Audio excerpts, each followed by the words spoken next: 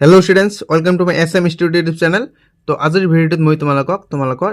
षष्ठ श्रेणी जी तुम्हारा समाज विचित्र किताब आछिल ठीक है सोशियल साइंस समाज विज्ञान तारा तुम्हारा पार्ट नम्बर 5 तुम्हारा चैप्टार नम्बर की दी आछे चैप्टार 2 नाम तुम्हारा जे भारत परिचय और भौगोलिक वैशिष्ट्य तार माने इयाते কৈছে যে ভাৰতৰ আমি যে দেশখনত বসবাস কৰি আছো ঠিক আছে এই ভাৰতবৰ্ষৰ পৰিচয়খিনি और भौगोलिक वैशिष्ट्य माने कि जे কোন দিশত কোনটো আছে ভাৰতৰ উত্তৰ ভাগ আছে दक्षिण भाग আছে ठीक है साउथ इंडिया नर्थ इंडिया पूब इंडिया तारपिছত आमी जे आसो नर्थ इस्ट ठीक है অসমখন কিন্তু नर्थ इस्टत पड़े गतिके এই গোটেই ডিটেইলছবোৰ আজি মই তোমালোকক এইটো ভিডিঅ' যোগেদি আলোচনা কৰাই দিম আৰু তোমালোকে এটা কাম কৰিবা তোমালোকে যদি এতিয়ালৈকে চেনেলটো সাবস্ক্ৰাইব কৰা নাই তোমালোকে সাবস্ক্ৰাইব কৰিব কাৰণ মই তোমালোকক এই পাঠভিত্তিক কোৱেশ্চনবোৰ আলোচনা কৰাৰ লগতে মই তোমালোকক এই পাঠ্যৰ ভিতৰত কি ভিতৰৰ কোৱেশ্চন আছে এইবোৰ আলোচনা কৰাই দিম কাৰণ তোমালোকৰ এই অনুশীলনী কোৱেশ্চনবোৰ পঢ়িলে অকল সাফিচিয়েন্ট নহব कारण तुम्हारा एग्जाम बहुते हार्ड हम ठीक है সেইকাৰণে কৈছোঁ যাতে তোমালোকৰ এক্সামত কি কোৱেশ্চন দিয়ে দিয়ক মই তোমালোকক সেইকাৰণে ভিতৰৰ কোৱেশ্চনবোৰ আলোচনা কৰাই দিম তো তোমালোকে যদি এতিয়ালৈকে চেনেলটো সাবস্ক্ৰাইব কৰা নাই সাবস্ক্ৰাইব কৰি দিবা আৰু ভিডিঅ'টো লাইক কৰি দিবা মই তোমালোকক প্ৰথমে ভিতৰৰ কোৱেশ্চনবোৰ আলোচনা কৰাই দিম তাৰ পিছত মই তোমালোকক এই পাঠভিত্তিক কোৱেশ্চনবোৰ আলোচনা কৰাই দিম ঠিক আছে তোমালোকে ভিতৰৰ কোৱেশ্চনবোৰ চোৱা তোমালোকে ভিতৰৰ কোৱেশ্চনবোৰ প্ৰথমৰ পৰাই চোৱা ঠিক আছে তো তোমালোকৰ ইয়াতে ভিতৰৰ কোৱেশ্চন এটা হ'ব পাৰে এটা ইয়াৰ পৰা আহিব পাৰে কি তোমালোকৰ ভাৰতবৰ্ষৰ মাটিকালি অৰ্থাৎ আমাৰ দেশখন যে আছে যে তোমালোকে কোৱেশ্চন দিব পাৰে যে ভাৰতৰ মুঠ মাটিকালি কিমান এইটো তোমালোকে এইটো পঢ়িবা যে ভাৰতবৰ্ষৰ মুঠ মাটিকালি ইমান ঠিক আছে তাৰ পিছত তোমালোকে ইফালে আৰু এটা তোমালোকৰ দুটা কোৱেশ্চন হ'ব পাৰে হিন্দুস্তান বুলিলে কি বুজা বা হিন্দুস্তান বুলিলে হিন্দুস্তান কাক বলে ঠিক আছে তোমালোকে ইয়াৰ পৰা লিখিবা যে হিমালয়ৰ পৰা ইন্দু বা ভাৰত মহাসাগৰলৈ বিস্তৃত দেৱতাই নিৰ্মাণ কৰা এই ঠাইখিনিকে হিন্দুস্তান বুলি কোৱা হয় ঠিক আছে এটু গল বা তোমালোকে এইখিনি তোমালোকে পঢ়িবা এই দুটা লাইন পঢ়িবা এই দুটা লাইন তোমালোকে পঢ়িবা এই দুটা লাইন তোমালোকৰ এক্সামত দি ক'ব যে ইয়াৰ লিখক কোন বা কোনে লিখিছে তোমালোকে মনত ৰাখিবা যে এইটো ই লিখিছে ঠিক আছে এইটো এখাতে লিখিছে আৰু তোমালোকে এই লাইনটো মনত ৰাখিবা এইটো এখাতে লিখিছে বিষ্ণু পুৰাণ ঠিক আছে তোমালোকে মুঠতে এই দুটা লাইন और এই দুইটা লাইন তোমালোকে মনত ৰাখিবা আৰু লেখকজনৰ নাম তোমালোকে মনত ৰাখিবা ঠিক আছে আৰু ইয়াৰ পৰা হিন্দুস্তান কাক বলে বা বলিলে কি বুজা আৰু ভাৰতীয় বলিলে কি বুজা বা ভাৰতীয় কাক কয় তোমালোকে ইয়াৰ পৰা পঢ়িবা ঠিক আছে মই তোমালোকক অনুশীলনী কোৱেশ্চন পৰা অলপ পিছত আলোচনা কৰাই দি আছো প্ৰথমে মই তোমালোকক ভিতৰৰ কোৱেশ্চন পৰা আলোচনা কৰাই দিম ঠিক আছে তোমালোকৰ ইয়াতে আৰু এটা কোৱেশ্চন হ'ব পাৰে পেজ নম্বৰ তোমালোকৰ 42 ঠিক আছে আৰু মই লগতে তোমালোকক এটা কথা কৈছো তোমালোকৰ মই আৰু এটা যে তোমালোকৰ কিতাপ আছে ভাগ 2 ঠিক আছে এই কিতাপখনত তোমালোকৰ যি পঞ্চম অধ্যায় আছে ঠিক আছে মই তোমালোকক এই কিতাপখনৰ ভিতৰত যিবোৰ ভিতৰৰ কোৱেশ্চন আছে এইবোৰ মই তোমালোকক সলিউশন কৰি দিম ঠিক আছে তোমালোকক মই এইবোৰ সলিউশন কৰি দিম তোমালোকে জাস্ট চেনেলটো সাবস্ক্ৰাইব কৰিব আৰু ভিডিঅ'টো লাইক কৰি দিব ঠিক আছে এইখিনি তোমালোকৰ চ্যাপ্টাৰ 2 সৰি তোমালোকৰ যি পাৰ্ট 2 যেটো কিতাপ আছে এই পাৰ্ট 2 কিতাপখনৰ যিবোৰ কোৱেশ্চন আছে ঠিক আছে বহুত ইম্পৰ্টেন্ট কোৱেশ্চন আছে এইবোৰ মই তোমালোকক আলোচনা কৰি দিম ঠিক আছে তোমালোকে প্ৰথমে ভিতৰৰ কোৱেশ্চনবোৰ ভালদৰে চোৱা তোমালোকৰ এতিয়া কোৱেশ্চন হ'ব পৰা পেজ নম্বৰ 42 ইয়াত যে দেশখনক কি কৈছে তোমালোকে এটা যে ভাৰতক তলত দিয়া প্ৰধান ভূপ্ৰাকৃতিক অঞ্চলত বিভক্ত কৰিব পাৰি তোমালোকৰ ইয়াতে দিছে যে উত্তৰৰ পাৰ্বত্য অঞ্চল উত্তৰ ভাৰতৰ সমভূমি অঞ্চল দক্ষিণত মালভূমি অঞ্চল উপকূলীয় নিম্নভূমি অঞ্চল মৰুভূমি অঞ্চল তাৰপিছত কি দিছে দ্বীপ অঞ্চল ঠিক আছে তোমালোকৰ কোৱেশ্চন হ'ব পাৰে যে ভাৰতক ভূপ্ৰাকৃতিকভাৱে কেইটা ভাগত ভাগ কৰিব পাৰি ছটা ভাগত সেইবোৰ কি কেইটা ভাগত ভাগ কৰিব পাৰি আৰু ভাগবোৰ কি ঠিক আছে বা অঞ্চল ভিত্তিক ভূপ্ৰাকৃতিক অঞ্চল ভিত্তিক কেইটা ভাগত বিভক্ত কৰিব পাৰি ছটা আৰু সেইবোৰ কি তোমালোকৰ এইবোৰ আহিব পাৰে ঠিক আছে ভিতৰৰ কোৱেশ্চন তাৰ পিছত তোমালোকে আৰু এইফালে ভিতৰৰ কোৱেশ্চন তোমালোকে পেজ নম্বৰ তোমালোকে 44 বাহিৰ কৰিবা ঠিক আছে তোমালোকৰ ইয়াতে 44 ৰ ভিতৰত তোমালোকৰ এটা বাকচ দি আছে এইটো তোমালোকৰ কোৱেশ্চন আহিব পাৰে যে উপত্যকা বুলিলে কি বুজা উপত্যকা কাক বলে ইয়াৰ পৰা তোমালোকে লিখিবা ঠিক আছে ইয়াৰ পৰা ঠিক আছে মই তোমালোকক জাস্ট কৈ দি আছো ইয়াৰ পৰা লিখিবা যে এই উত্তৰ আৰু দক্ষিণ দিশৰ পৰা তোমালোকে ইয়াৰ পৰা লিখিবা ইয়াৰ পৰা ইলৈ তাকে ব্ৰহ্মপুত্ৰ উপত্যকা বুলি কোৱা হয় ঠিক আছে আৰু তোমালোকে ইয়াৰ দৈৰ্ঘ্য প্ৰায় তোমালোকে এটা মনত ৰাখিবা যে ব্ৰহ্মপুত্ৰ উপত্যকাৰ মুঠ দৈৰ্ঘ্য কিমান 700 কিলোমিটাৰ ঠিক আছে 700 কিলোমিটাৰ এইটো কিন্তু তোমালোকৰ ইম্পৰ্টেন্ট কোৱেশ্চন 1 মাৰ্কৰ কাৰণে আহিব পাৰে তাৰ পিছত তোমালোকে এইটো পঢ়িবা এই লাইনটো তোমালোকে পঢ়িবা মহাবাহু ব্ৰহ্মপুত্ৰ মহামলিন তীৰ্থ কত যুগ ধৰি আহিছে প্ৰকাশী সম্বন্ধৰ অৰ্থ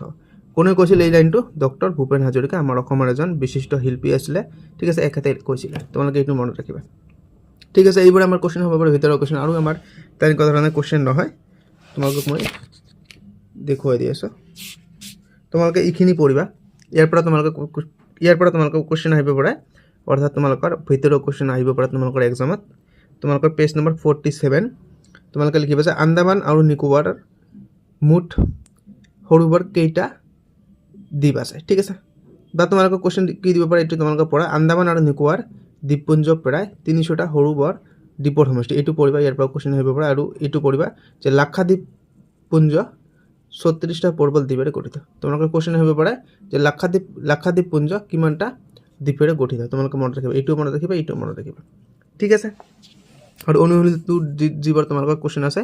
এইবোৰ মই তোমালোকক আলোচনা কৰি দিম ঠিক আছে তোমালোকে জাষ্ট চেনেলটো সাবস্ক্ৰাইব কৰিব ঠিক আছে আৰু তোমালোকৰ ইয়াতে দলগত আলোচনা আৰু ভাবি উলিওৱা প্ৰয়োজনত জ্যেষ্ঠজন বা শিক্ষকৰ সহায় ল'বা মই তোমালোকক এই কোৱেশ্চনটো উত্তৰ আলোচনা কৰাই দি তোমালোকক মই পাঠভিত্তিক কোৱেশ্চনটো আলোচনা কৰাই দিম ঠিক আছে তো আমি প্ৰথমে অনুশীলনী 1 এৰ কোৱেশ্চন পৰা আলোচনা কৰিম তোমালোকক প্ৰথম কোৱেশ্চন কি দিছে যে তলৰ প্ৰশ্নবোৰৰ উত্তৰ দিয়া ক নম্বৰ কোৱেশ্চন দিছে আমাক যে ভাৰতৰ মুঠ মাটিকালি কিমান ঠিক আছে তো উত্তৰটো তোমালোকে চোৱা ভাৰতৰ মুঠ মাটিকালি আমাক মই তোমালোকক কিতাপতে দাগ দি দিছো ঠিক আছে তোমালোকৰ উত্তৰ এইটোৱে তোমালোকৰ উত্তৰ কিতাপত যেটো দাগ দি দিছো এইটোৱে তোমালোকৰ উত্তৰ ঠিক আছে ক নম্বৰ কোৱেশ্চন কি দিছে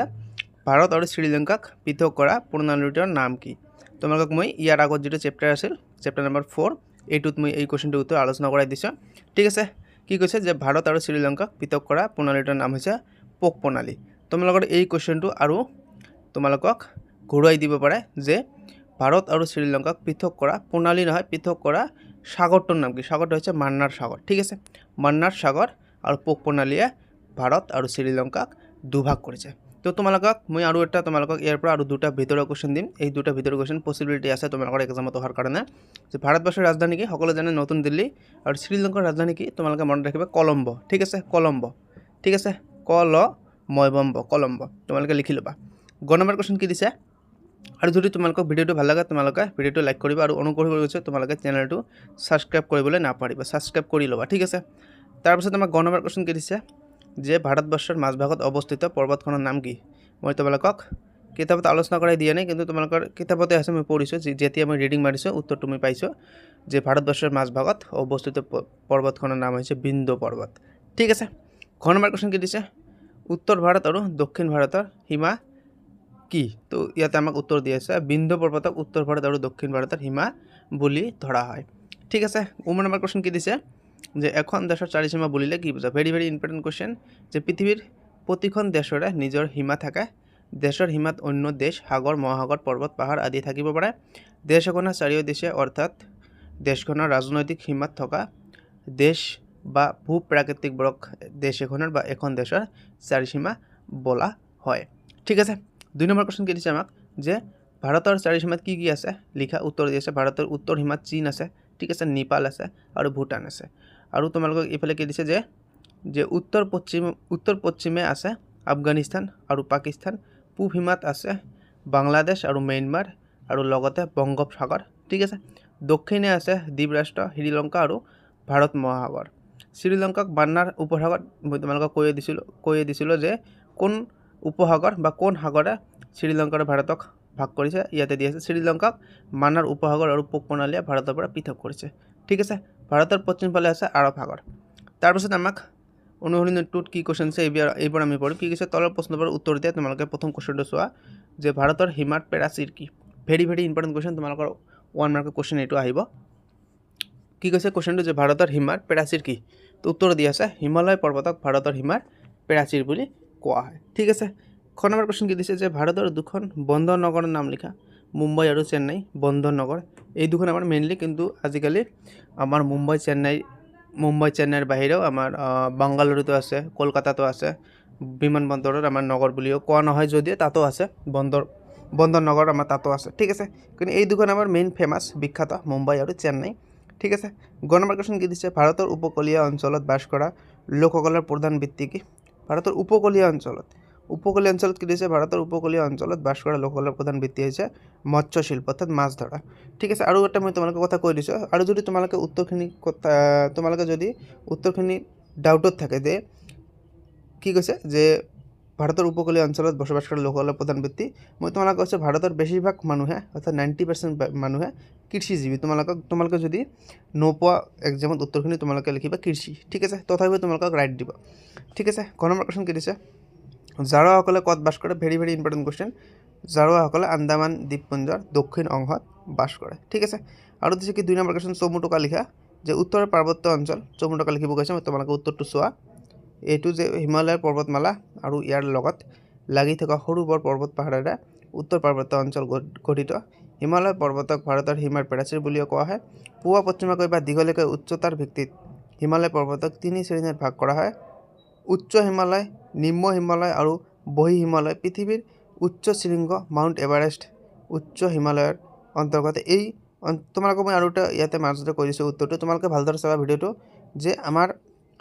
মাউণ্ট এভাৰেষ্টৰ উচ্চতা কিমান 8848 বৰ্গ কিলোমিটাৰ তোমালোকে মনত ৰাখিবা 8848 বৰ্গ কিলোমিটাৰ ঠিক আছে আৰু কি দিছে এইফালে এই অঞ্চলৰ গড় উচ্চতা প্ৰায় তোমালোকে বাকীখিনি পঢ়ি ল'বা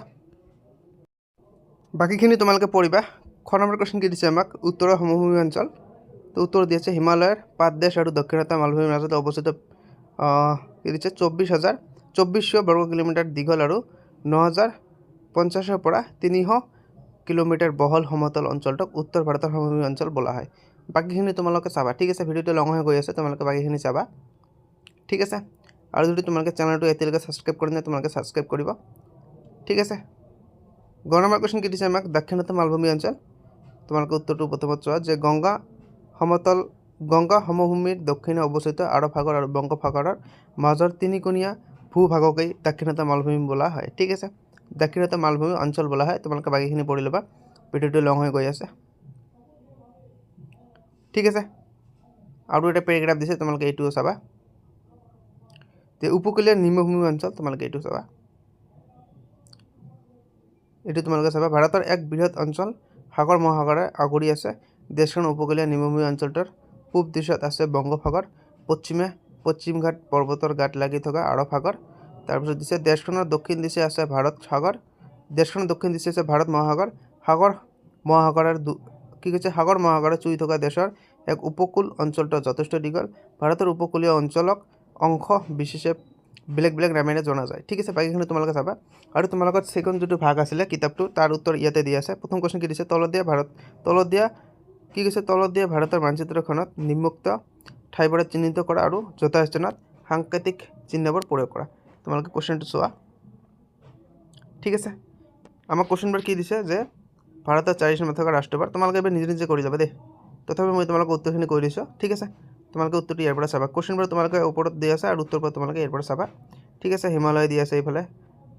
তাৰপিছত তোমালোকে কামৰূপ দিয়া আছে নতুন দিল্লী দিয়া আছে ঠিক আছে ক'ত কোনটো আছে তোমালোকৰ এই মানচিত্ৰতে তোমালোকে দিয়া আছে মই তোমালোকক দেখুৱাই দিছোঁ ঠিক আছে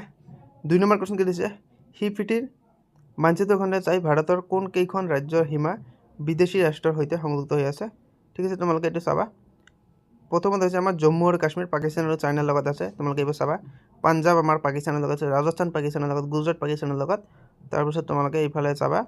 যে অৰুণাচল প্ৰদেশ চীন আৰু ম্যানমাৰ অসম বাংলাদেশ ভূটান আৰু আমাৰ পশ্চিমবংগ এটা আছে তোমালোকে লিখিবা পশ্চিমবংগ আমাৰ বাংলাদেশৰ লগত লগ লাগি আছে ঠিক আছে 3 নম্বৰ কুৱেশ্যন কি দিছে